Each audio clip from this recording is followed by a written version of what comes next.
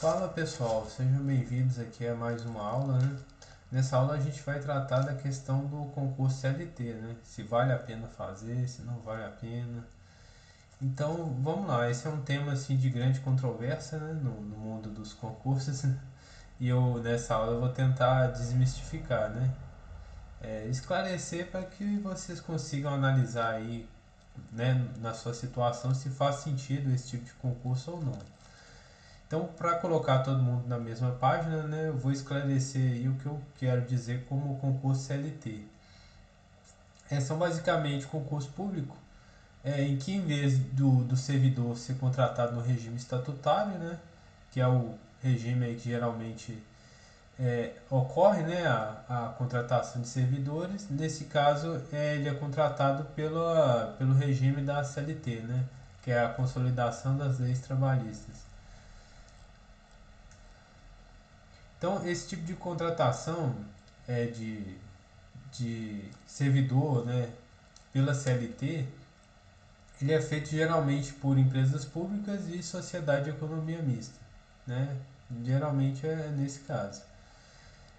Houve um entendimento lá do STF, né, que abriu a possibilidade de expandir isso, mas enfim, né, a realidade hoje é que, né, em geral acontece mais em empresa pública e sociedade de economia mista. Uma questão é que o concurseiro leva em consideração e que faz com que muita gente tenha um certo preconceito, né, nesse tipo de concurso é a questão da estabilidade, né? Então, as pessoas pensam assim, não, mas o servidor que é CLT ele não tem a estabilidade, né? E assim, no fundo, isso não é, como se diz, isso é verdade.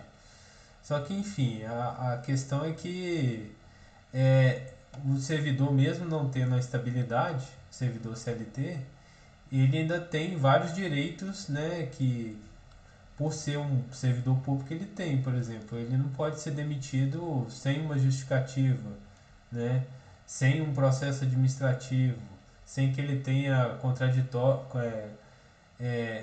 direito ao contraditório e ampla defesa, né? Então, assim, não é dessa forma assim que a pessoa, né, que o pessoal geralmente pensa, que o servidor seletista ele pode ser demitido assim a qualquer hora por não ter estabilidade. E não é bem assim, na prática assim, né, no dia a dia mesmo é muito difícil você ver um servidor é, CLT sendo demitido assim. O cara tem que fazer muita cagada mesmo, se esforçar muito para ser demitido, né?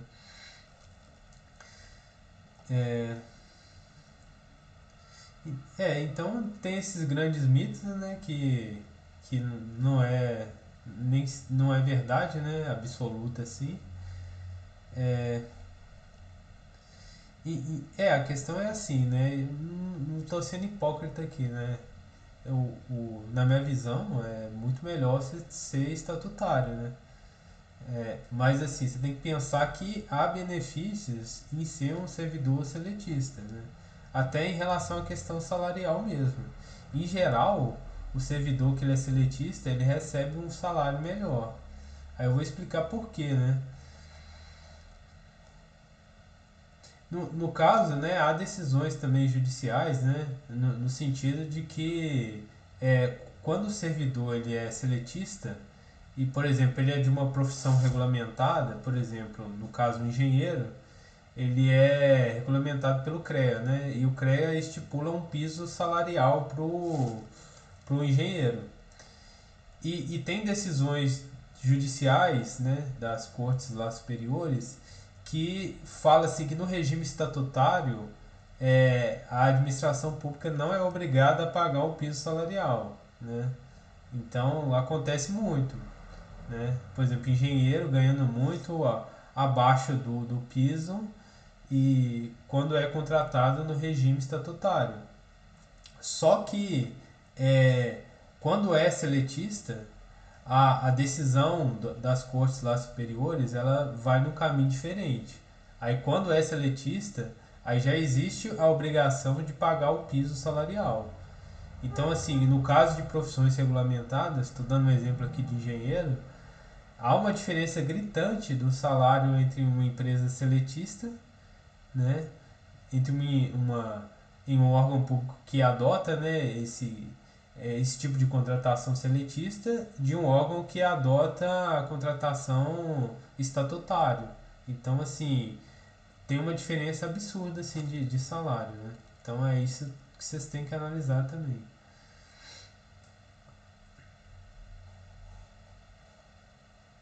É, então, assim, né, dependendo do caso, né, igual eu falo, cada um tem que fazer uma análise da sua situação, né? Dependendo do caso, é muito vantajoso ser seletista, né? Só que assim, no caso do seletista, ele requer um pouco mais de atenção do concurseiro, né? Porque você tem que analisar a entidade que você vai prestar o concurso, como qualquer situação que ela tá, né? Porque isso também muda muito, né?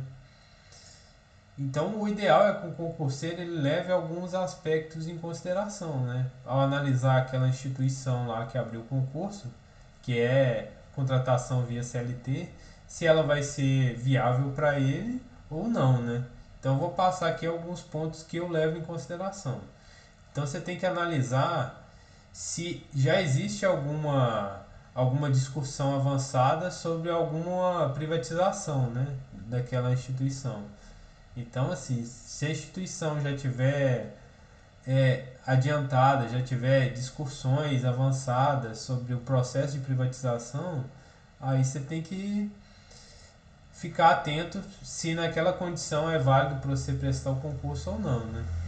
Porque às vezes você está precisando ali do emprego e por mais que seja privatizado, sei lá, daqui a 5 anos, ainda assim é um concurso escada ali para você ganhar um tempo e tentar outros, né? Só que alguém que, por exemplo, tem um pensamento mais de longo prazo, né? Tá querendo ficar naquela instituição até aposentar e tudo, aí já não é uma boa, né? Então, assim, o que é bom ou ruim vai depender muito da situação e da demanda de cada um, né? Mas, assim, você tem que levar isso em consideração. Se tem um processo de privatização em andamento, se há notícias, né? Se há um certo apoio político para aquela privatização, isso tudo tem que ser levado em consideração. O outro fator também importante é se a empresa compete com a iniciativa privada ou se ela presta um serviço estritamente público. Então tem essa diferença, né? Tem no caso da sociedade de economia mista, né? Ou então tem empresas públicas também nesse sentido, que elas só explicando a diferença, né? Assim, bem a grosso modo, né? No caso da empresa pública, ela pertence ao Estado mesmo. No caso da sociedade de economia mista, ela pode ser tipo igual o Banco do Brasil, né? Tem uma parte pública e tem uma parte que é privada, né? Que ela coloca ações na bolsa de valores, enfim, né? Então essa é a grosso modo uma diferença assim, né? Então, no caso, se prestar serviço na iniciativa privada, já é um ponto de atenção, né? Porque geralmente é nesses casos que a privatização ocorre, né? Mas assim, igual eu falo, nem tudo é regra, né? Tem empresas, por exemplo, o Banco do Brasil que não, né? Banco do Brasil, Caixa, Petrobras, enfim, são empresas que estão ali competindo, né? Com o privado, mas que estão aí até hoje, né? E assim, são empresas que têm uma base sólida, né? Se você não sabe organizar seu estudo e se sente perdido, na descrição do vídeo tem o material da aula e o contato da minha mentoria, só mandar um oi lá no WhatsApp que conversamos sobre o seu caso. Corre lá que as vagas são limitadas. Agora, no caso que presta o serviço estritamente público, aí você tem, por exemplo, que eu vou dar exemplo da Codevasf, por exemplo, né? Uma empresa do governo federal que ela presta serviço público, né? De obras públicas. Então, assim, é um caso diferente, né? Já é uma coisa mais segura, assim, né? No longo prazo, é mais seguro, porque ela presta um serviço público, né? Não faz sentido você privatizar uma empresa que presta um serviço público, porque ninguém vai ter interesse nem de comprar, né? Porque ela não gera lucro, o objetivo não é gerar lucro, o objetivo é prestar um serviço público. Então, em geral, é mais seguro. E a questão, uma coisa que você tem que levar em consideração é a questão fiscal da entidade, né? Principalmente no caso se ela competir, né, com a iniciativa privada, né? A empresa está dando prejuízo, está lucrando, está no zero a zero. Então, isso também você tem que analisar, né, antes de pensar em prestar o concurso, né? Porque tem, por exemplo, empresas públicas, vou citar um exemplo aqui, o caso do Correio, ele, ele gera, né, assim, nos últimos anos, anda gerando prejuízos, né? Ou seja, o que ele consegue lucrar, é, entre aspas, né? O que ele consegue arrecadar, é melhor a palavra, não está cobrindo os custos dele, né? Então está tendo um déficit, né? Então é um ponto a se considerar, né? Não estou aqui falando que se sair um concurso do Correio não faça.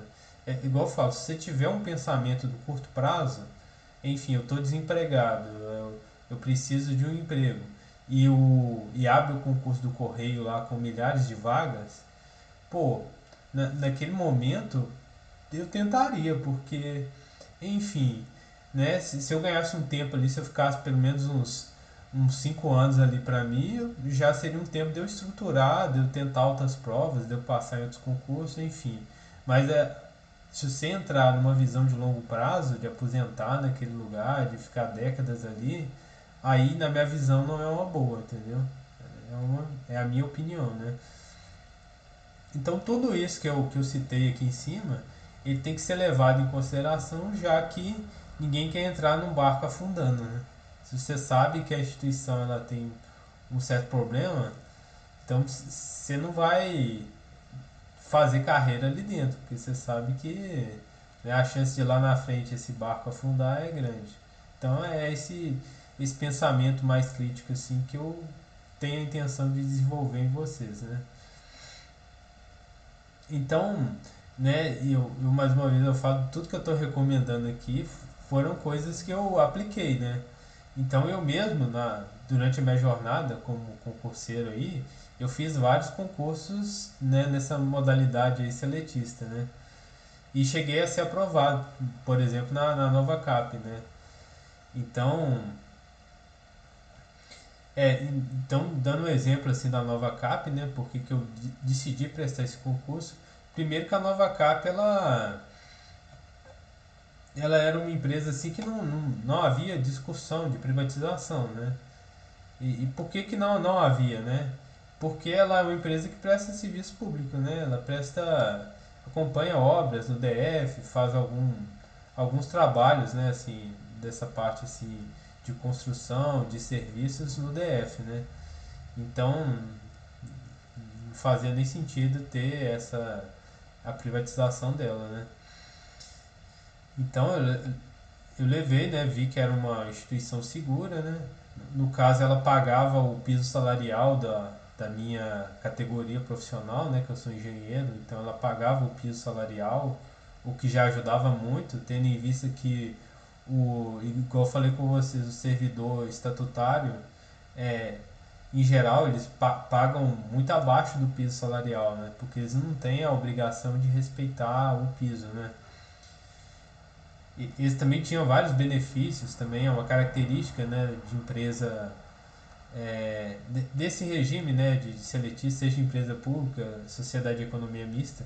Em geral, os benefícios são melhores, né? Você tem vale alimentação, e vale refeição bons, né, bem gordos mesmo, né? Então, assim, é uma coisa a se pensar em relação a benefício.